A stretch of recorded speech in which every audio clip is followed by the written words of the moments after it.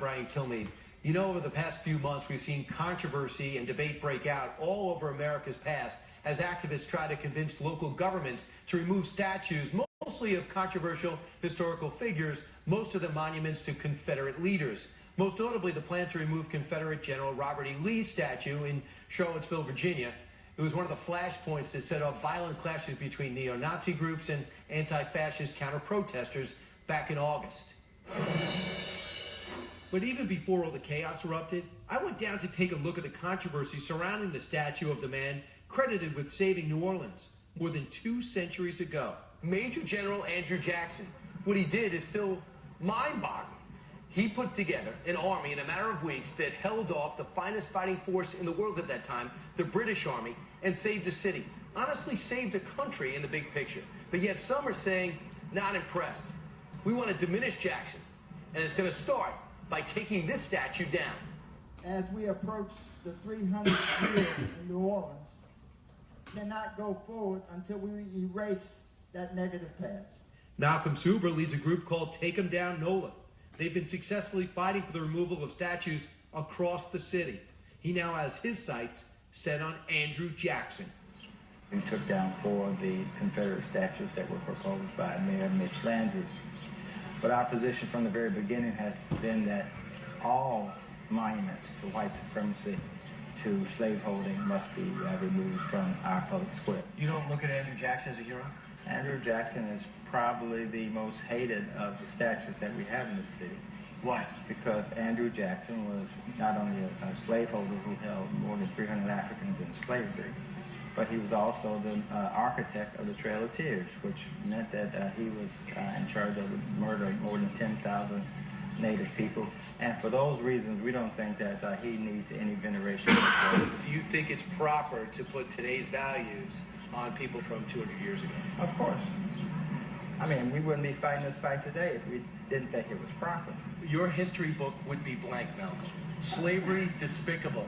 The way treatment of Indians in certain cases, indisputably bad. Gotcha. But if you're going to look back on history and try to cleanse it, we'll have no history. We're not cleansing it. We're saying that in public spaces that we control, now, today, we decide what goes in our public spaces. And that is not to be decided by some racists who put it up to venerate white supremacy. You don't see any positive in Andrew Jackson? Not in me. I don't. I don't see anything aside from acknowledging that he was the 7th president, that he was an adequate general, but a despicable human being. And we don't honor despicable human beings. That's my opinion. As statues come down all across the South, including New Orleans, some residents are fighting to keep Jackson in Jackson Square. Right now, there's a big effort for the last 2 years to take down several monuments, about 20, of NOLA history. Andrew Jackson was a fantastic hero in saving New Orleans, and the world owes him a lot in the sense of this country, which is freedom. But why would some people want to take it down? Well, you know, I don't think anyone really understands. You go out there where the battle happened, there are plaques. And the plaques say that 450 men of color fought under Andrew Jackson. So here you have people saying take him down because he owned slaves. And when this battle was won, opened up America, really. New Orleans became a city that thrived. You don't erase history. History is what everybody wants to read in books. You don't burn books. Andrew Jackson came down here with a bullet in him and dysentery and figured out how to build a forte about 9 miles south of New Orleans to stop the British from coming in. 15,000 British soldiers he stopped with a ragtag group of Louisianans. So it's a monument to Louisiana. You put the general on there, but you're really honoring everybody that fought. How did we get to this point that you have to fight to keep history? Brian, I'd ask the same question, because this has gone through 100 years of history. He fought a battle that saved the country, and he's being honored for that in New Orleans, and he's being honored for that in other parts of the country that recognize how important that battle was.